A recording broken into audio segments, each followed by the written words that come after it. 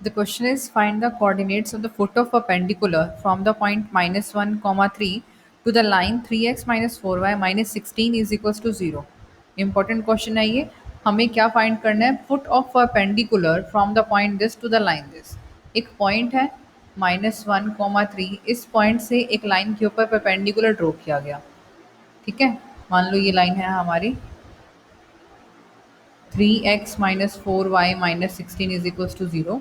तो इस पॉइंट से इसके ऊपर एक परपेंडिकुलर ड्रॉ किया गया. तो हमें ये जो फुट ऑफ परपेंडिकुलर है, जो ये क्यू पॉइंट जिसे मैंने यहाँ पे नेम दिया है, तो इस क्यू पॉइंट के कोऑर्डिनेट हमें फाइंड करने हैं.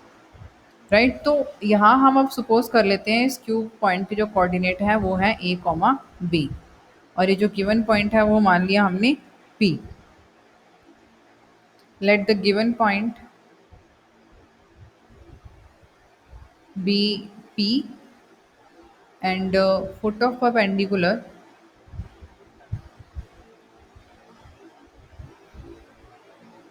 B Q A comma B.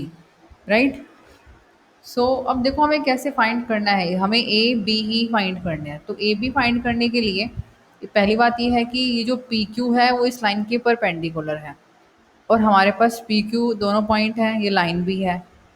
जब टू लाइंस परपेंडिकुलर होती हैं तो उनकी स्लोप में क्या रिलेशन होता है कि उनकी जो स्लोप का प्रोडक्ट है, दोनों की स्लोप्स का जो प्रोडक्ट है वो -1 के इक्वल होता है. राइट, तो पहले तो हमें इस बात का यूज़ करना है. ठीक है, तो दोनों की स्लोप फाइंड करते हैं. Slope of P Q. अब इसमें 2 पॉइंट्स हैं हमारे पास, तो y2 minus y one upon x2 minus x1 जो फॉर्म है वही यूज़ करेंगे. तो y2 माइनस वाई वन यानी कि b minus 3 upon x2 minus x1 यानी कि a प्लस 1. तो इसको मैंने मान लिया m1. ठीक है, तो ये पी क्यू की हमारे पास आ गई है slope. Now slope of given line. अब गिवन लाइन की स्लोप कैसे निकालेंगे? दो तरीके से कर सकते हो. या तो आप इस इक्वेशन को लिखो, यानी कि कन्वर्ट करो y is equals to M X plus C की फॉर्म में, तो जहाँ से हमारे पास फिर x का जो कोएफिशिएंट है वो स्लोप बन जाएगी. या फिर दूसरा फॉर्मूला ये होता है कि माइनस कोएफिशिएंट ऑफ x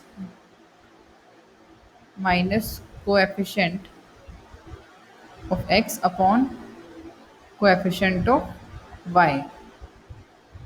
तो अब इस लाइन में देखो ये माइनस तो बाहर है, ये कोएफिशिएंट ऑफ x का कोएफिशिएंट है 3 एंड कोएफिशिएंट ऑफ y क्या है -4. साइन साथ में ही लेना है आपको. तो स्लोप जो है वो बन जाएगी 3/4. ठीक है, तो जो लाइन गिवन है उसकी स्लोप हो गई 3/4. तो इसको मैंने मान लिया m2. Now m1 into m2 is equals to -1 क्योंकि दोनों परपेंडिकुलर हैं.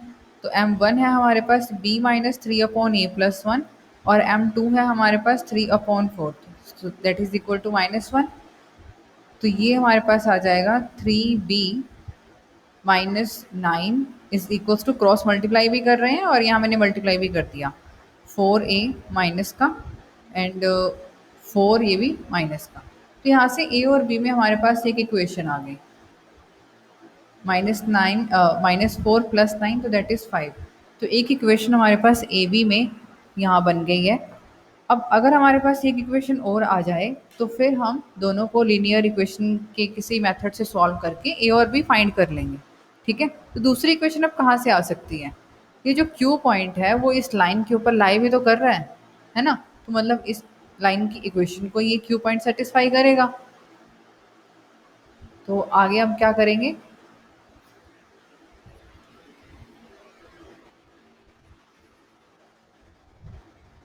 Since Q lies on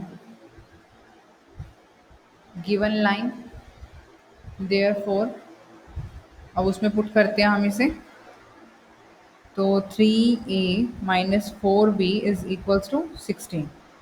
सो अब दोनों को सॉल्व कर लेंगे, सॉल्विंग 1 एंड 2. अब आप इसे किसी भी मेथड से, एलिमिनेशन से, सब्स्टिट्यूशन से सॉल्व कर लीजिए. तो a की वैल्यू हमारे पास आ जाएगी 68/25 और b की वैल्यू आ जाएगी -49/25. सो देयरफॉर रिक्वायर्ड पॉइंट जो है हमारा, यानी कि जो फुट ऑफ परपेंडिकुलर है, वो क्या आ गया? Q 68 upon 25 and minus 49 upon 25. That is our answer. Thank you.